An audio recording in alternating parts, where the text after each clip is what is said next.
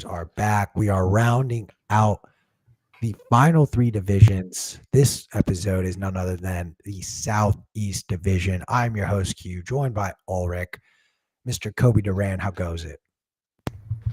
Man, I'm still sore from playing outdoors on the Pacific Bitcoin court. They made it better, but not that much better. My knees are killing me, and I'm wondering if I need a PRP injection right about now.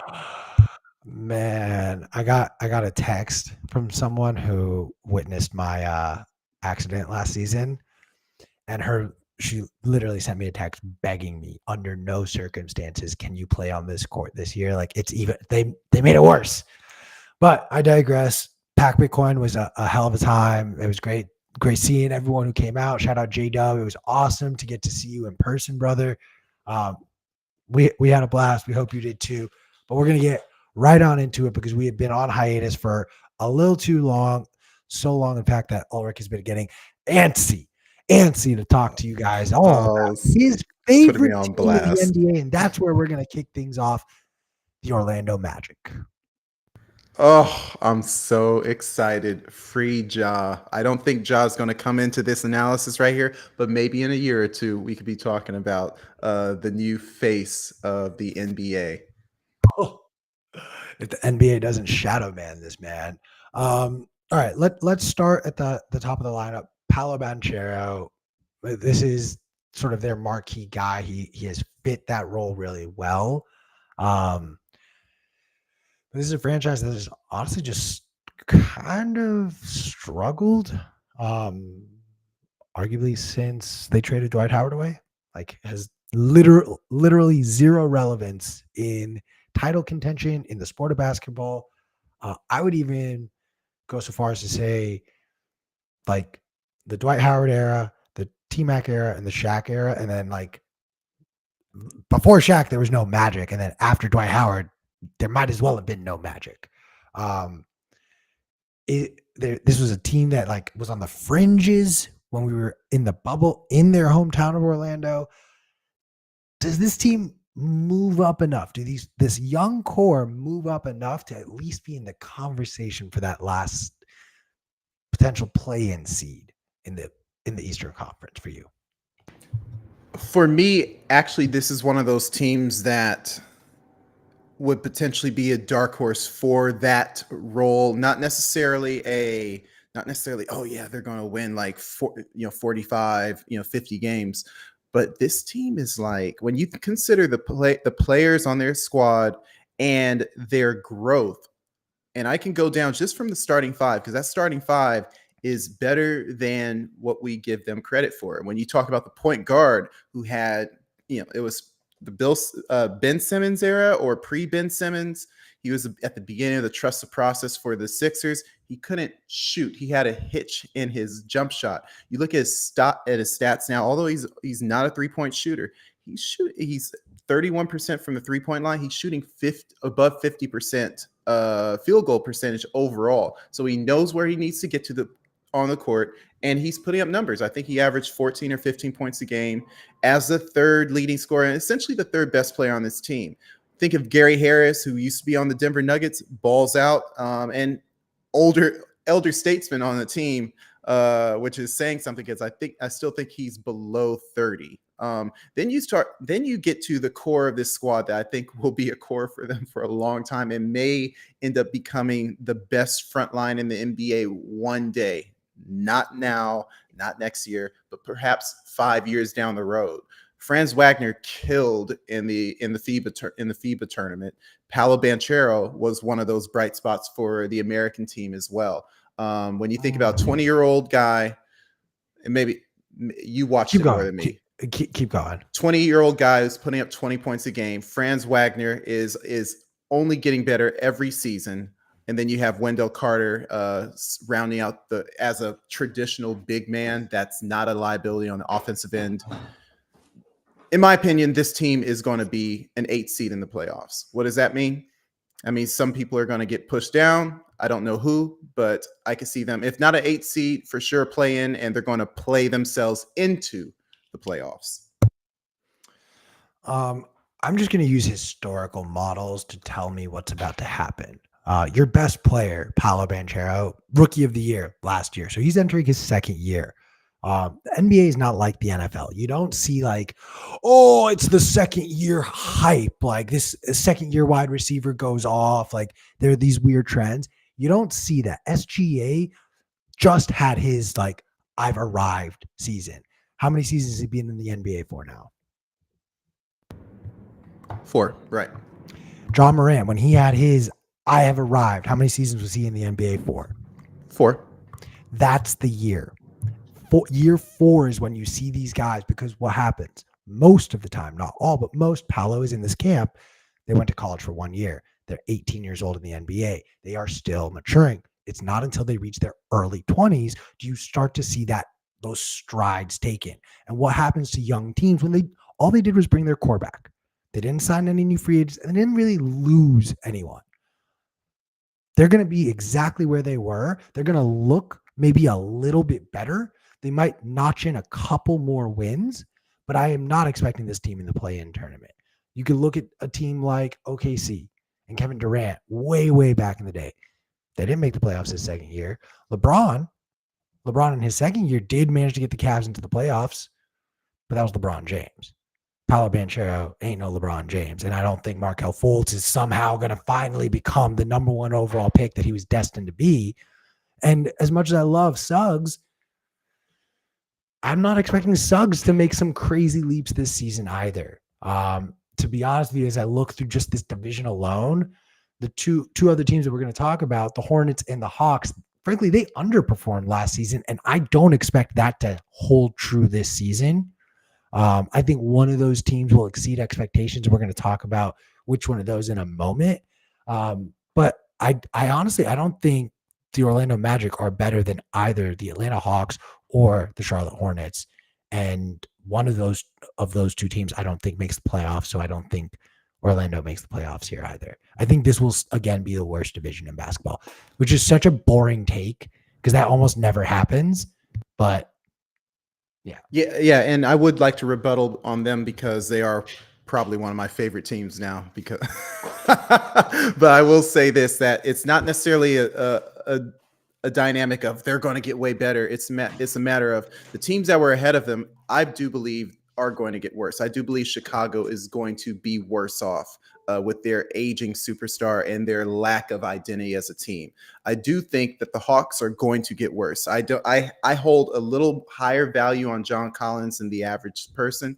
I do think that loss is going to impact them. I think that Trae Young is, and we can talk about that later. But generally, I see that Orlando with those big men have those guys that you mentioned before. Those were guards, and I feel like the size of the young talent for Orlando is going to allow them to be more efficient and essentially the worst conference in the NBA. I do agree. Therefore, they're going to be able to steal more wins and look better than what they actually are. That look will translate into regular season wins, and then they'll get their butts roasted in the playoffs. So I do see them potentially sneaking in, getting as many as 6 more wins, which should be enough for a play-in.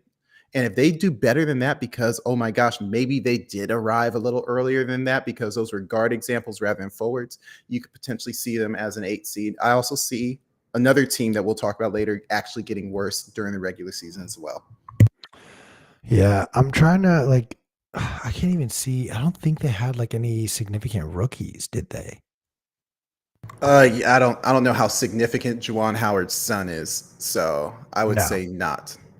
But when you look at them, they're all 25 and under. I think that they're going to be they're kind of like a year behind the Oklahoma City Thunder in terms of a young team who's vibing together with the talent. SGA, as good as he is, I can see Banchero and Wagner combined being as formidable as SGA is carrying that team.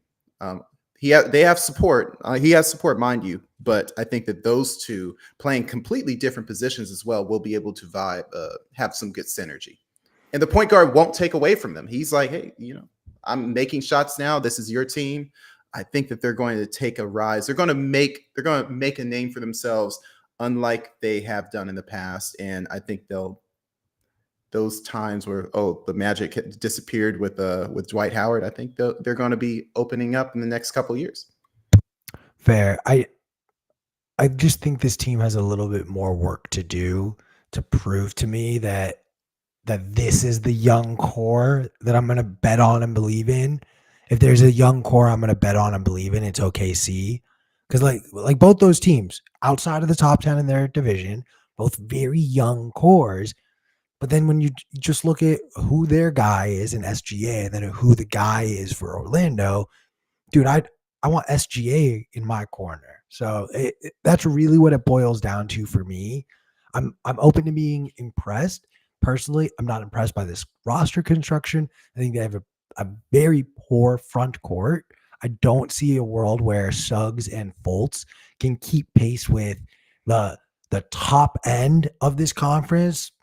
Could could you realistically, if they had to play the Cleveland Cavaliers in a 7-game series, could you see Donovan Mitchell and Darius Garland getting shut down or even having issues playing against Fultz, Suggs, and uh, Gary's actually a formidable defender, but my questions around his health are valid to say, like, is he even playing come the playoffs? If this is a team that I would be disappointed if Paolo and Suggs and Wagner don't play as close to 82 games as possible. Like these guys have to, and if they don't, they definitely aren't making the playoffs. But like, if all these guys are playing 82 games, like how many of them are there if they do sneak into the playoffs? How many of them are actually available for the playoffs? I agree. All right, let's hop on over. I'm gonna hold off on that. I'm gonna go to what I believe will be the worst team in the NBA. I have been pounding this drum nonstop, and I'm gonna continue to pound it. But Jordan Poole will lead the league in scoring this season, and the Washington Wizards will, at bare minimum, have the worst record in the NBA next year. Look, I love Kuz, love everything he did for the Lakers, but I just like I don't see a world where this team, as constructed, is going to do anything, anything, especially after you just got rid of your two best players last season for just pieces.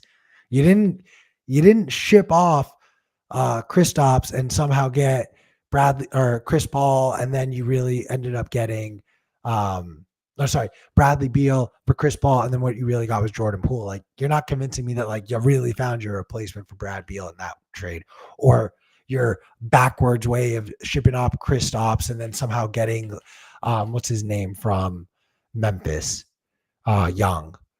Like Tyus Young, yeah. yeah, Tyus Young. Like, those weren't moves you were making to get better. This is a hardcore rebuilding year, and Jordan Poole is going to be given a green light like no other, like no other. So that's really the only takeaway I have for the Washington Wizards.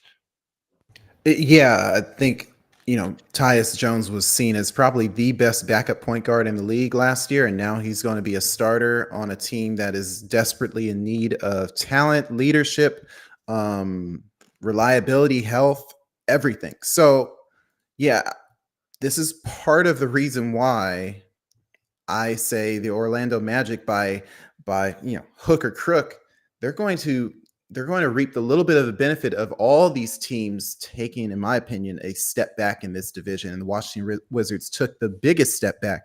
I mean, they won 35 games last year, the same amount as Orlando. I could see them winning just as little as Detroit at 17. Jordan Poole, as much as you'd like to say he's going to lead the league in scoring, I don't think this team will score enough to enable Jordan Poole to get 30 points a game. He may hit the all losing teams in scoring. But yeah, I could see them just losing out on sheer possessions. Like, they just won't be able to get near the basket. They're big. Daniel Gafford is just not what I think of as a reliable scorer. So they're going to be shooting a lot of threes. Yeah. I saw a highlight. He took a charge on one of the new rookies, and it was a massive dunk. They ended up calling an offensive foul, but it was like the highlight. No one cared that the basket didn't count, and he was the one taking the charge. It's kind of funny. But they have no identity. The smallest identity of any team in the NBA, I think. And those wins are going to go to someone. And so we'll see how many of them translate to all these other teams in this division. But yeah, they're not worth talking about. Yeah, the only thing I just want to point to, I don't disagree that the only thing that would stop Jordan Poole from leading the league in scoring is just this team's opportunities. But speaking of opportunities, here's something interesting. And when I hear, like, I've had this take a lot, and people will push back and be like, yeah, but Kuz is going to be a beneficiary too. No, he's not. And let me walk you through just a couple numbers. One of my favorite statistics to look at is usage rate. Okay. And you can, off of usage rate, find a lot of different things to base theories off of. But it's really important to understand because it sets a ceiling. It's like looking at the market cap of a stock. A stock can only jump 50% in price if the market cap dictates it. But if jumping 50% in price means it's all of a sudden worth more than Tesla, that's probably not going to happen. Okay.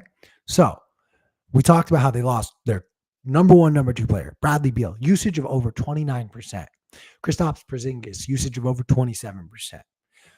Kyle Kuzma, usage over 27%. Kuzma's usage can't go much higher. His usage can't go much higher than where it's already at. Now, he might be doing more with the ball in his hand than he previously was. He might, instead of moving the ball, assisting more, he might be attempting more shots. The offense might not necessarily be funneling through him, and he might be the end of the funnel on certain possessions that he wasn't already. And that usage may stay the same and other statistics may go up, but that also means that other statistics have to go down. Now, do I think Jordan Poole comes in and has a combined usage of over 50 because he's going to take everything from Porzingis and everything from Bradley Beal? Absolutely not. But you bet your bottom that I do believe that Jordan Poole will have if he's not the leading scorer in the league, he will have the highest usage rate in the league next season. And it might not be because of the system. It might just be because of the way he plays basketball. And one other thing I'd like to add is that one of my favorite stats is win shares over 48 minutes, which kind of normalizes how dominant a player is while he's playing. That's why, in my whole theory, LeBron James or Michael Jordan is essentially the most dominant player of all time. With the moments that he played, there's no one better. So when you go to Kuzma for his win shares per 48, he was essentially with one of the top three highest usage rates on the team. He is also the bottom three lowest win shares per 48 minutes on the team in terms of players that actually played any significant amount of time. We're not talking about bench warmers. And on the highest win share rate, you have Daniel Gafford, Kristaps Porzingis, and DeLon Wright. On the bottom side, you have Will Barton, Vernon Carey Jr., and Kyle Kuzma. And so when you think about that, like even if his usage rate could go higher, you got to think, what is he going to do with it? Probably not much. So it's inefficient Kuzma, and it's also inefficient Jordan Poole. His win shares last year were, let me see, I don't have it up in front of me right now, but I think he's essentially a scoring talent, and that's it. He's not known for defense. He's not known for getting rebounds. He's not going to get key steals. This team, I'm sorry, Jordan Poole, and the same thing could be said about Kuzma as well. No. I would push back on the Kuz. He's not known for it, but any real Lakers fan will know that he will give you the rebound, the assist, the 3-pointer when you need it. A lot more than Danny Green will. They're going to need it a lot. And Kyle Kuzma, if I could pull up his stats real quick, last year, he had 21 and 7, which is good. But when you think about now, he's the best player on the team, essentially. Is he going to be 24 and 10? And if he's not, then there's a major problem. He's doing 35 minutes per game last year. He's going to have to play a little more because he's the guy, or he's going to play 35 minutes a game, which was his all-time high. And you have to wonder, is he going to do more with those minutes per game than he did before, or is he just going to shoot more and miss more? Kuzma and Poole, again, they're playing from the outside. That's an inefficient way to play, especially when they have no inside talent. They're going to be living and dying by difficult shots. That's a recipe for disaster. Yeah. To your point, we have spent a little, I think, too much time talking about what I firmly believe will be the 30th out of 30 teams record wise next season. They get the number 1 draft pick or not, that's a whole Over under 20.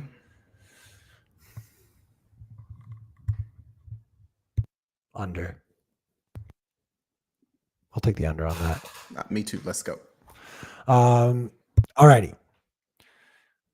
Let's go to the most chaotic franchise in the NBA outside of the Philadelphia 76ers.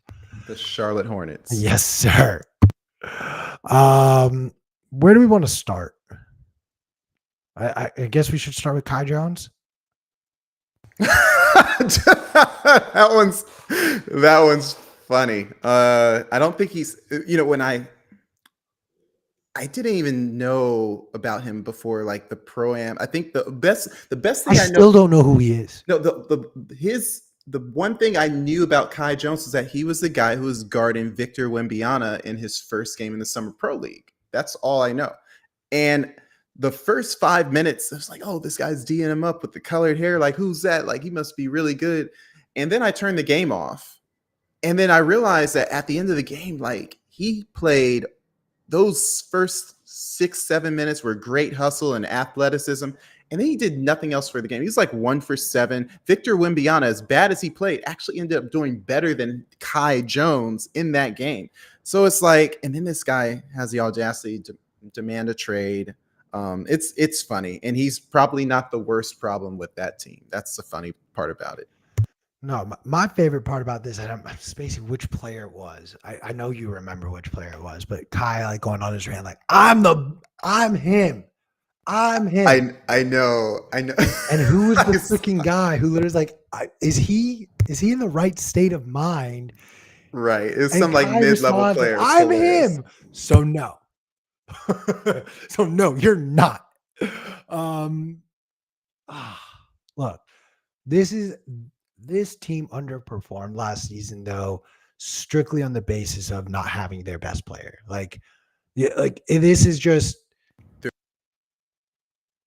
their best. I'm sorry, their best two. Fair. The top 2 guys were just out injured, and their record and their play exposed that. Now, it would be really easy to just say, "Oh, LaMelo's back. You got Gordon Hayward. We're back to bare minimum that like bubble play in." I was talking about Miles Bridges. Oh, I was talking about Gordon Hayward as their number 2. They missed out on Miles Bridges the whole season. Miles Bridges is essentially the best player on that team. If before last season you saw LaMelo rise to the occasion, become a legit all-star, but Miles Bridges, he had 20 and 7, super efficient. Shooting 33% from the 3-point line, 80% from the free throw line, 4 assists a game. He's a legitimate big guard, small forward. He's a small forward, power forward, a very small power forward. But the dynamic of him and LaMelo, they don't infringe on each other's game. And now he got arrested again. It's like you can't win, at least not this team. Yeah, MJ still technically owns this team, right? I thought he gave up his shares like already. He has officially. Not all shares, but he's not the majority owner anymore. So he's just like he's a partial owner. I still think that this team lives and dies with LaMelo. It sucks not having Miles Bridges, but here's a hard truth in my opinion for a player like Miles Bridges. You're in a situation that 90% of the NBA, if they were that number 2 in that rotation, they'd also be putting up 20 points a game. He doesn't scare me. I'm not worried about Miles Bridges getting the ball on the next possession. He'll probably score, as will most NBA players if left open or if a play is called for them. Like they should. This is their job. You are the best. You are considered one of 458 of the best most talented players at this game. So I actually think there's a route or a path for this team with maybe a move to bring LaMelo a viable, healthy number two who can stay out of trouble. And this team can actually be one to rise. I unfortunately don't see that in their cards this year. I think the dysfunction that we're seeing is a byproduct of just the locker room culture here.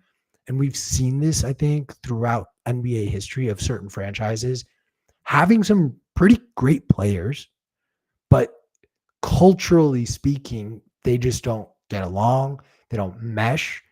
And the only example I can think of where you had just bozos kind of ticking around. It's over here. Lakers, Kobe Shaq era. That team had such terrible chemistry. You literally had two sides. It was like feuding families. You don't have that here, and I'm not saying it's to that degree by any stretch, but you have a lot of chaos, and you don't really win with chaos.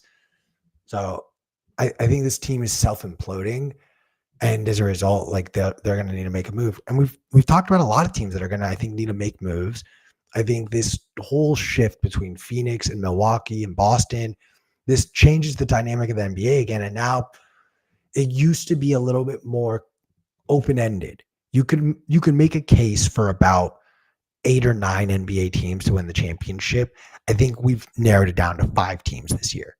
There are 5 legitimate championship contenders. And as a result, if you're not in that 5, you either have to look and say, do I have a couple pieces where if I get the right piece, we are entering that club? Or are we so many moves away that I'm better off blowing this up and starting over? I unfortunately think what's about to happen in Charlotte is going to be a long period of pain where they think they're a move away. And short of LaMelo leaving to like send them that wake up call and then that triggering a whole, all right, let's regroup the franchise. I don't think this team is going to have success anytime soon. Yeah. So when you look at their highest paid players are players that they're probably not going to bring back. Gordon Hayward, Terry Rozier, likely not. I mean, maybe sell him for not pennies on the dollar, but just an looking to get draft picks back for them. It's like, hey, would you like Gordon Hayward for the playoffs? Would you like Terry Rozier for the playoffs? That leaves you, with LaMelo, a bunch of no-name players, and a guy who may or may not get suspended for half the season or another whole season, depending on what happens with this criminal investigation. I don't think they have much to. They don't have much hope for winning. It's just a matter of LaMelo don't get hurt, continue to grow, put butts in the seat, and they'll end up probably dropping. They won 27 games last year. I wouldn't be surprised if they are also near the 20 range. They just don't. When I'm looking at the Magic, you compare them to the Magic. I'm like, the Magic won 7 games more than them. The Magic look like they're going to be 15 games ahead of them based on whether they lose more or the Magic win more.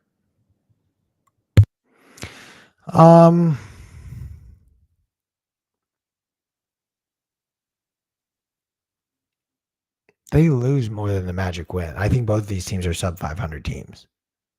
Yep.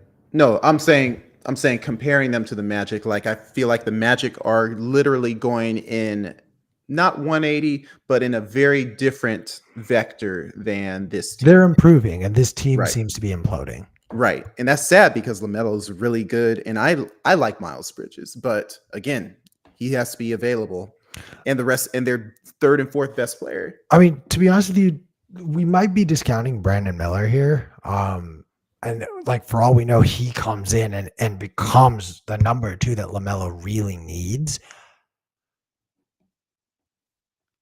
just my experience, my limited experience in this world tells me if you don't have a good culture, if you don't have a good environment, and then you bring in young kids into that, you are not only setting these young players up for failure, you're setting the franchise up for failure. So it it's a shame, but like the writing is on the wall, and I firmly believe that this is a team that had some really high hopes a couple years ago, and it's imploding on itself. Like that's the easiest Yes. way to describe them. Yes. Let's hop on over unless there's anything else you want to talk on Charlotte. Over under 20. Oh, that's a good line. I'll take the over with them. I think they can get it done. Like you got some easier matchups because they're going to play all these teams 4 times in this division alone. So you get 4 matchups with the Wizards. You get 4 matchups with the Magic. You get 4 matchups with the Hawks. Like they'll split some of those games. So I'll take the over 20 on this one. Yeah, I see them winning 20, 22 games, 23. Not much more than that. All right, we got 2 more teams in this conference or in this division. Like I would say, both of these teams really underperformed. I don't think anyone really anticipated that both of these teams were going to be play-in teams. But let's start with Atlanta, which was the Cinderella going all the way to the Eastern Conference Finals a couple of seasons ago. Or actually, that was 3 seasons ago now. It's been a minute. Shipped off John Collins. Trey has some backcourt help, but they haven't found a rhythm. Did we overhype Trey, or can this Atlanta team re-find its identity? That's just such a, they're such a weird team. Like when I look at this squad, I see Trey, I see Deontay Murray, but they're both like extremely ball dominant. Deontay was as good as he was with the Spurs because there was no one else, handling the ball. It was post Kawhi, and he had his reps, and you think, oh yeah, so he's an all-star guard. I think he made an all-star team, so we'll just put him over there with the other all-star guard that needs the ball a lot, and it's just gonna vibe. So now you turn a point guard into a shooting guard, and then you trade away John Collins, who's catching lobs, who's slashing. Not to say that he's an all-star, but he was a very, very good, serviceable number 3 option. Bogdanovic, like I don't know, he's fine off the ball. He's played well, but when that team was there, you had Herter, you had Bogdanovic, you had Collins, you had Capella, and then you had Trae Young. All those guys are off the ball players, and then you had Trae Young putting up 30 and 10 because no one's saying, Trae, that's okay. Trae, hey, share the ball with me a little bit. You get the ball when you get the ball. Now you have DeAndre Hunter. Now you have Deontay Murray. Who else came in? It's just Patty Mills. Patty Mills. No one really cares. That's a serviceable point 10 years guard. ago, you cared. Yeah. So it's just like I feel like this team didn't really get better with the John Collins trading him away. It's just like left a gap, and you just hope that these other players that you don't know about will step up. But you really don't know. Sadiq Bey, I think, is a little talented, and there was probably some redundancy with Collins. But maybe that redundancy was good for them to switch for defensive purposes. Now it's a lot of pressure is going to be on Sadiq. Can he come through on a team when his best years were with a team that was essentially bad, the Detroit Pistons? So you expect all these players, and now, oh, by the way, we have playoff expectations. I don't expect them to make the playoffs. In fact, I expect them to go downward. And all those expectations, again, this is going to my overall theory of this division, sort of like this almost, I always bring up these Bitcoin analyses, but I feel like this dollar milkshake where it's all the gravity is going towards the Magic, even the next team that we'll talk about. So long story short, I expect the Hawks who were 41 and 41 last year to take even more steps back, and they start questioning, is this the leader, Trae Young, for us going forward? Yeah, I would even go so far as to say if this team somehow starts out on a pace where they could be a 20-win team next year, they'll move off of Trey mid-season. I don't think they start off that slow. Um, I like Trey's competitive nature, but to your point, he is he's a bit of an enigma because he is the perfect encapsulation of influenced by Steph Curry. College, he was in college when Golden State was picking up. He was pulling up from half court during the college games in the NCAA tournament. And I think because Curry has had a lot of success and Trey plays so similar to him, this organization has almost turned a blind eye and said, go nuts. We have our Steph. Let's build the team around him. But what they're not realizing is I sound like a broken record, but it's a hard truth, I think, for a lot of NBA execs and players that they need to admit here. Trae Young may be one of the most offensively gifted players in the NBA. He may genuinely be one of the more offensively gifted players, but he is absolutely not a championship number one. And I don't think you can build the team around him and him alone. I think you need to have a good complementary piece. And it's funny because, and I feel almost a little lazy because these are, in my opinion, Steph, Dame, Trey, they all have a very similar play style. Pull-up shooter, they're shot creators for themselves first, second, and then they can dish it off if and when they're forced to. They can attack the basket if forced to, but their preference is to pull up for a shot. We spent a lot of time talking about this after the trade with Milwaukee, but I personally believe that Dame and Giannis have a great complementary system together. Why? Giannis is I attack the basket. My weakness is my jump shot. My strength is going to the rim.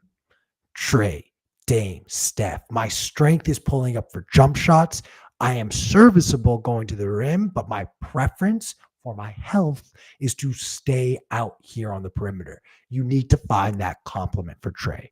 That is the relationship you need to further put, like, John Collins trying to pull up for threes was the dumbest thing he could do while he was a Hawk. The best thing he could have done is bulk up, work on his back to the basket game, and get it down low. Trey does a quick little run around, comes back around, boom. He either has the open three, or if my defender goes, I'm turning and going to the basket. That was the best play for the Atlanta Hawks. They never fucking ran it. Feel free to give me a call. Let me be your GM and coach. All I'm going to say about that.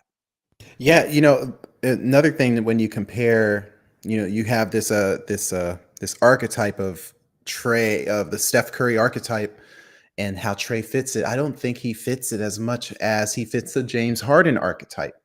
And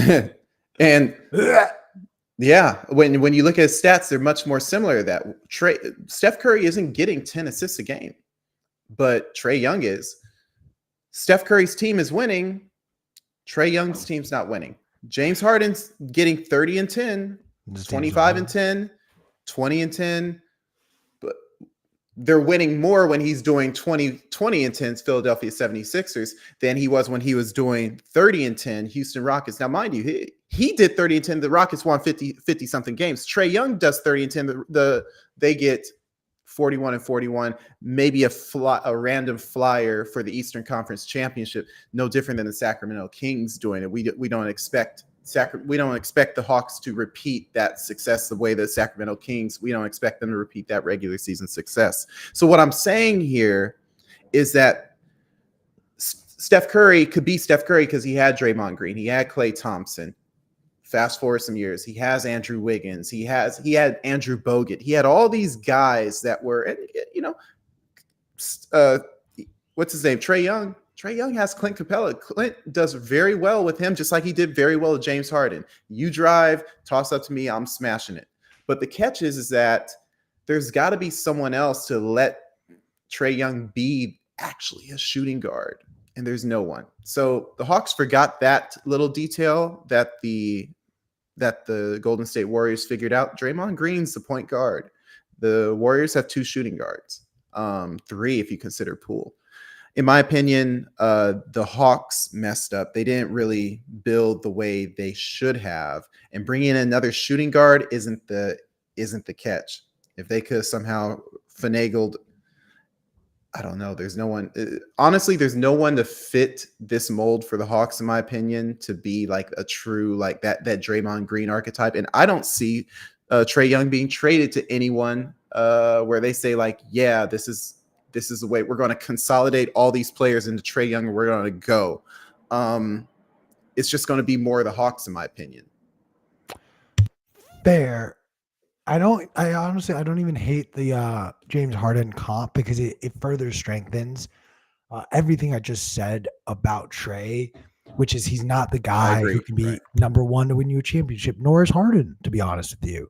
And like as we've talked about, man, NBA players are capable of doing anything on a basketball court. Most things that you and I can't do. Well, you can do most of them. I can't. But with that in mind, I unfortunately think like there was a really cool moment in Atlanta.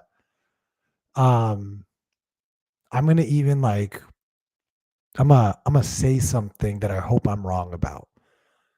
Okay. Early in Giannis's career, like he couldn't do anything. He could barely dribble. You kind of had to give him the ball on alley-oops or within 10 feet of the basket. And then he was just going to like bulldoze his way to the basket. No one could really stop that. What did Kobe do? Kobe challenged him. Grow as a player. Learn new facets of your game. And Giannis took that challenge, won MVP, continued to grow, and continues to grow season over season. You don't see that in a lot of players, unfortunately, anymore. It's almost like a rare trait now.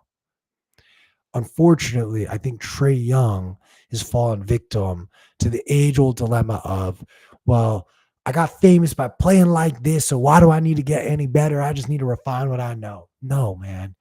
You got to add new facets to the game. And Trae, if you don't, this season is going to be a very rude awakening for you. It's hard for small guys to add things to their game. They just can't, cope. And we're not talking about small guys like 6'4", 6'5". We're talking about the 6 footers. That's why Dame, as long as he can shoot, he's going to be fine because he's not going to be able to post up. Very few. We don't have a lot of spots for Andre Miller point guards anymore.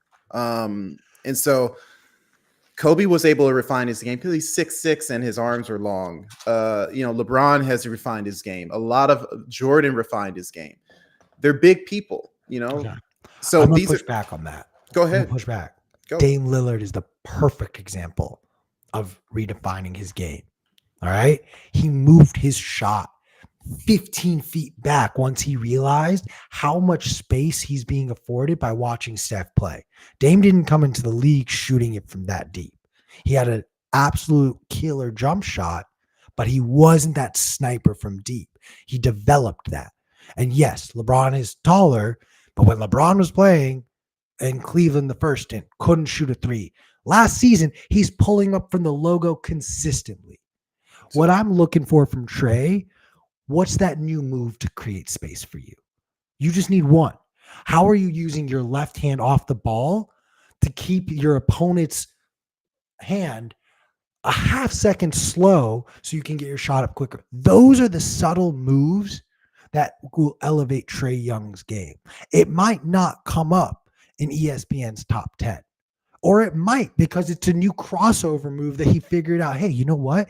I figured out how to move my body this way, send the ball that way. Defender follows my body, and I'm going here, and I have a wide open 3.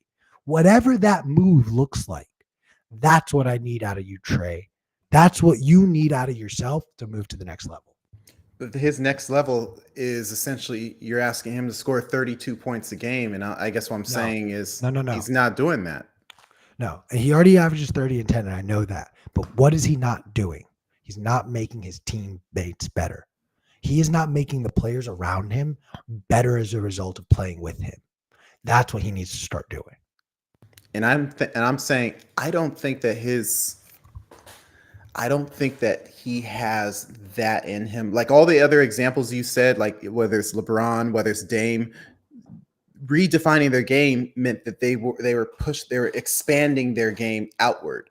And I'm saying that Trae Young already started off outward, and now you're asking him to go inward. And I'm saying his height dilemma, his size dilemma, is going to infringe on that, in my opinion. I think that Fair. now Dame started off shooting, and that was his main thing. It's like, oh, Dame, you're going to have to redefine yourself. You're going to have to get to the rim. You're going to have to get that mid range. I don't think that that would be. I think that we'd be talking about a much different 34-year-old Dame Lillard than we are now, where it's like guess what? He could just keep on going further and further back.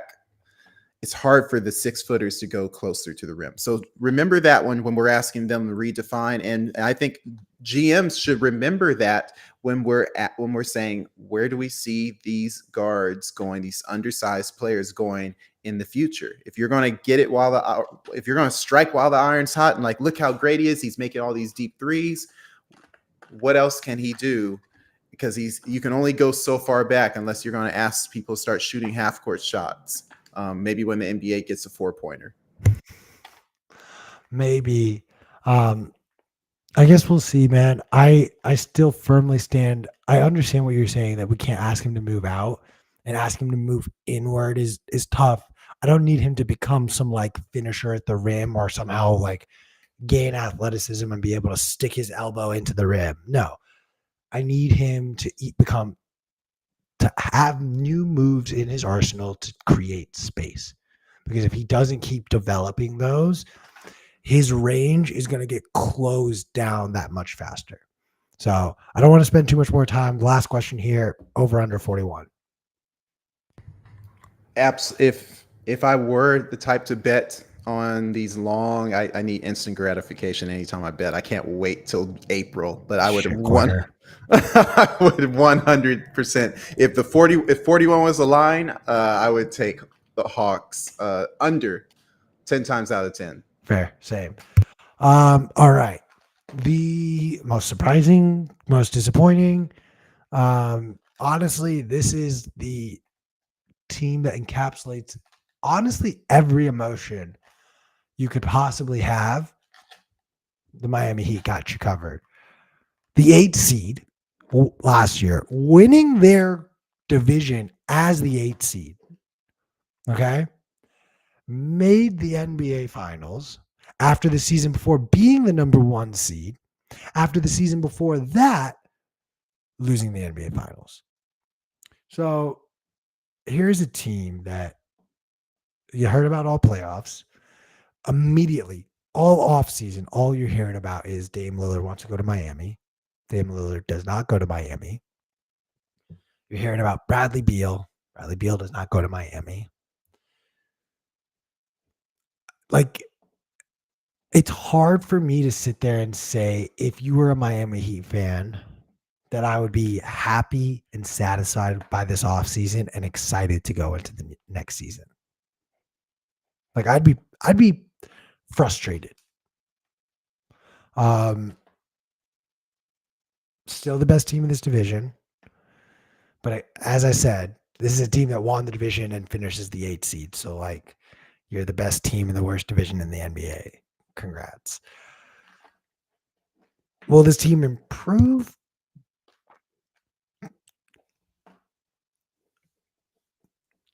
Yes, only because, like, you can't fall much further. Like, it's a weird thing. I don't think this team got better. And I think they lost some key pieces in free agency. They did not replace these key pieces. And like there's an emotional component to just being a human being. Tyler Hero, I don't know if you saw his quote. He was talking about how like I didn't even want to go live in Portland, so I'm glad we didn't make the deal. Like fuck Portland. Um, what he's really saying, in my opinion, yeah, I realize like they try to ship me out. I'm really glad they didn't because I prefer to live in Miami over Portland, and I got I get a chance to prove why I belong here. I Congrats, man. Congrats, Tyler Hero. You get to stay in Miami and be the number 3 to Jimmy Butler and Bam Adebayo. Um, you're a solid fourth best team in the East. I don't think they get the 4 seed though. Yeah, that's the key point right there. I don't think that they get anywhere near the fourth seed. In fact, this ties into my magic milkshake theory. Magic milk. Oh, baby, write that down. Magic milkshake. Magic milkshake. Yeah. This team lost when they kept their three best players in the regular season. That's great. Bam, Tyler, Jimmy. They added Kevin Love halfway through the last season. They added Josh Richardson, I think, at the end of this season. Former Heat coming back around. How old is he? Real quick, he is 30 years old. So essentially in his prime, he's going to be a very solid reserve player. Cheers to them for getting Josh Richardson. Did he play with the Heat last year or no? No, he was on the Pelicans. I'm still in football season mode. But the catch is here is that they lost the players that did all the good stuff for them in the playoffs. Not all of them. But when you think about Vincent gone, when you think about Strus gone, they still have Caleb Martin. But those are the kind of guys that's like after all these guys went down, you had Hero go down, you had Oladipo go back him up, do well for 2 games, then go down. Then you think they're SOL. And then it's like, oh, wow, these guys that we never talked about before, now they're legitimate. And then 2 of them go. We talked about how bad Denver how sad it was for Denver to lose Bruce Brown, and now you lose Martin and Strus and Vincent, which may be kind of equivalent to the total makeup, to the total win share contribution that Bruce Brown would have.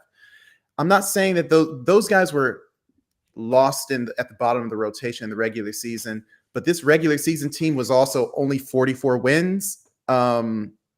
I don't see them being that much better during the regular season. Jimmy Butler has no incentive at 34 years old to play super hard for the regular season. I see them losing more games than they did last season. That means the Magic have a lot more opportunities to win. Magic milkshake. And Kyle Lowry is still the point guard for this team. I'm sorry, dude.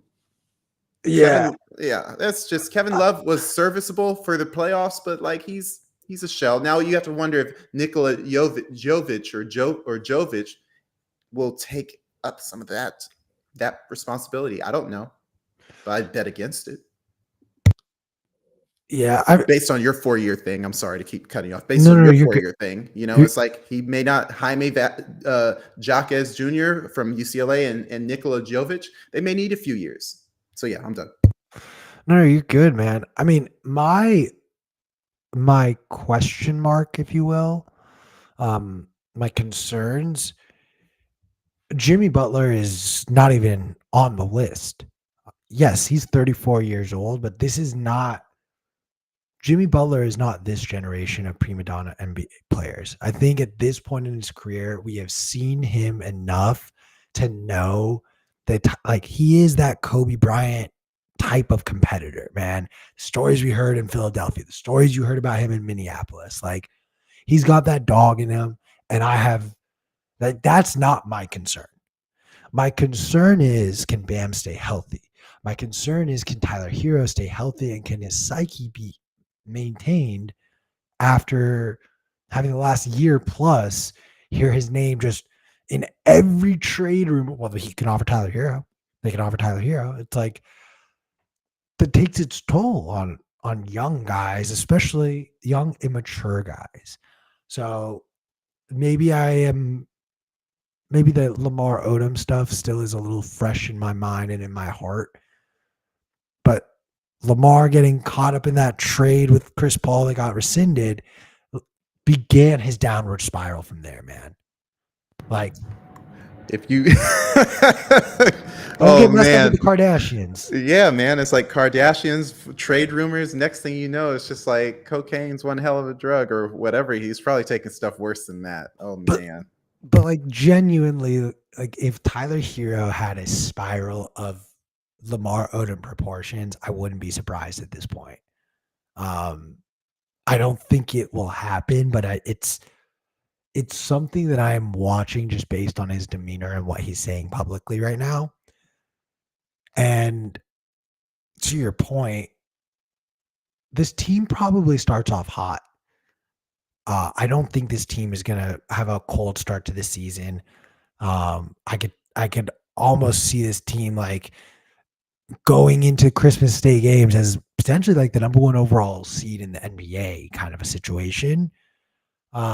If not for just the fact that like Jamie is sitting there in the gym right now, like, let's fucking go. Come on, guys. Like, rah. Um, and that competitiveness will push them. Question of health. Like Kyle Lowry's your starting point guard ain't getting you that far.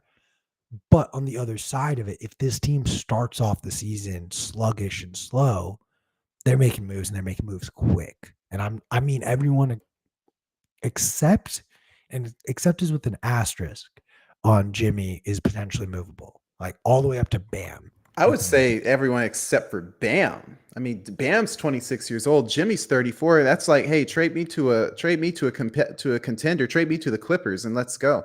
You know, that's Culture. Heat culture, man. Did you hear this story recently? Like I think it was Steven Jackson, Kevin Garnett, a couple other guys that were all talking about like the Pat Riley Heat culture and how they have the 4 trash cans in the corner, literally, so that as you're running sprints, you can just and keep running. And and that's why James Worthy could only play 12 seasons. Keep going.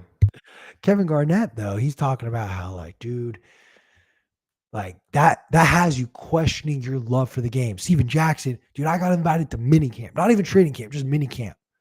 Couldn't do it. I was out. I did not love the game of basketball as much as I thought I did. Pat Riley made me realize that. I think a lot of players on this roster are about to find out if they really love basketball or not this offseason in particular. And if you see any players moved early in the season, these are the guys that this training camp they found out they don't love basketball, not in the way that Pat Riley needs them to. Don't you remember Jimmy Butler was giving attitude to Coach Spoelstra, and then Haslam came up and like gave him the like what Haslam ain't there no more.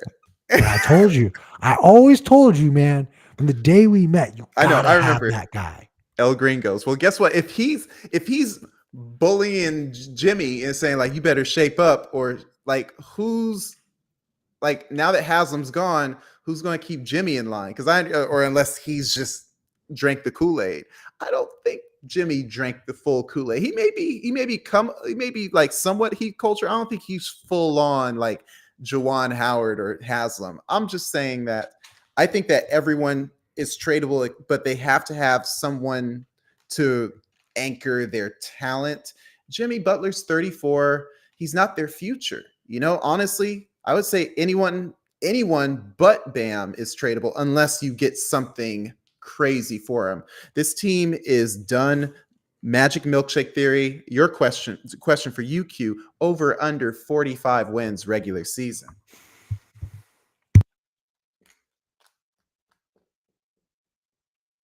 Don't get emotional. Remember, they lost players, and those players, that's I'm trying to decide. The line is so nice that yeah. I'm I should tempted be to working say in Vegas, man. I I'm should be tempted to working say there. 45, like on the dot. I'll make. Hang Okay, on. so 45 and a half.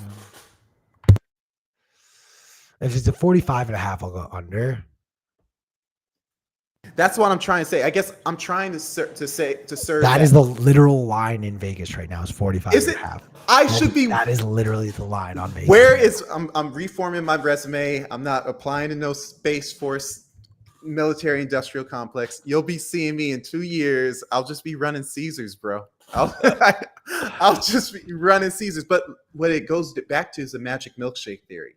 The Heat, we think they're going to get worse. The Wizards, we think they're going to get worse. The Magic, I think they're getting better. The Hornets, we think they're going to get worse. One of them, you think the Wizards are going to lose 20 more games, 15 to 20 more games. I'm not saying that this is we're not, of course, they're playing other teams and they're all going to get their asses kicked in. But what I'm saying is that these teams are on a downslide, except for the Orlando Magic. And then in a couple years, or maybe next year, Ja realizes, hey, it ain't freedom in Memphis, and he's going to go to Orlando. And then the next thing you know, Orlando Magic back in the NBA Finals.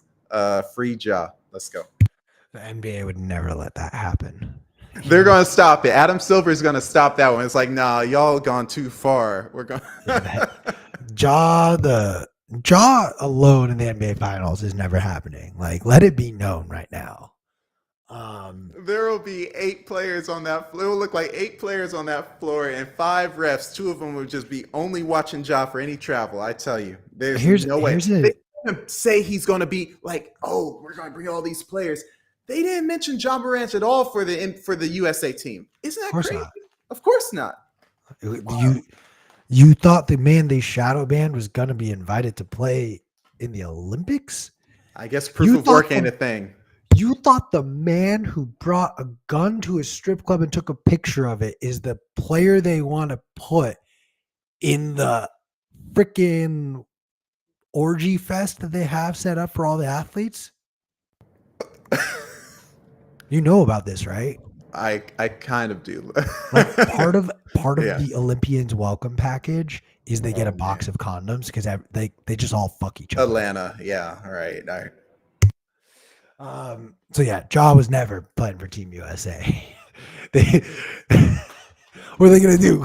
Put a Glock in his welcome package? Give him a round of bullets?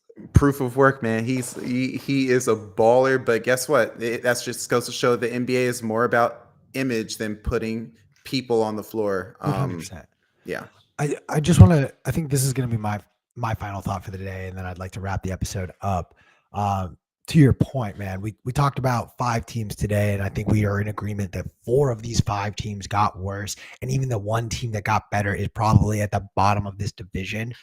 These teams are only playing each other 16 times. 5 teams in a division, they play each other 4 times. Boom. That's your easy math right there. I'm not so much worried about them playing each other. It's the games against the rest of the NBA. And the fact of the matter is, as we are wrapping up the 4th out of 6 divisions, we've pretty consistently been talking about how this player got worse, this team got worse, this team got worse. In fact, I would argue of the 20 teams we've discussed, we have more than 50% of them we've in agreement said, hey, this team is going to be worse than last year. I think a part of that is not so much that these teams are getting worse or these players aren't improving, but that, as I mentioned at the beginning of the show, the top of the NBA just shrunk. It just got more centralized up there. And part of what's going to happen with that centralization means they're going to pull wins from the rest of the team. That parity that you saw last season between the number 1 seed in the West and the number 12 seed in the West, you're not going to see. It's not going to be a separation of 5 or 6 games. The gap is going to start to widen. And unfortunately, you're going to start to revert back to a type of NBA that we saw maybe 10 years ago versus the NBA that we saw for the last 5 years, which has been just awesome basketball, in my opinion. Pretty much ever since Kawhi signed with the Clippers, that has been peak NBA basketball because the parity that we've seen, we haven't had a repeat champion pretty much since the Raptors won their championship. We're about to enter, I think, an era of potential back-to-back champions, or at least a team defending their championship in the final, which is another thing we haven't even seen. We haven't even seen the team who won the championship attempt to defend it in the final series, or the team that lost in the finals make it back to the finals. That's how much parity there's been in the NBA for the last handful of years. So with that in mind, I think we need to be prepared for the concentration for a lot of these teams that we're saying are getting worse are really their losses, their win count that we're saying is going down. It's getting absorbed by the top of the league. Simple as that. Yeah, and I'll be quick because we do need to go. But I would say that the only not saving grace, but the only thing that could counteract what you did say is the disincentive, obviously, by all the players to not necessarily play as many games as one would expect. I mean, you saw the NBA put out something that's like, hey, there's no evidence that if you play less that you'll be healthier. Joe Dumars is obviously a propaganda piece for the man.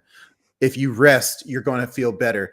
I'm resting my knees. It feels a whole lot better now than it was a week ago when I was playing 3 games in 2 days. Long story short, we may see some teams squeak out wins that they shouldn't because the big dogs are chillaxing. And what will end up happening is then that playoff run will come and you'll see a bunch of sweeps because the teams that are expected to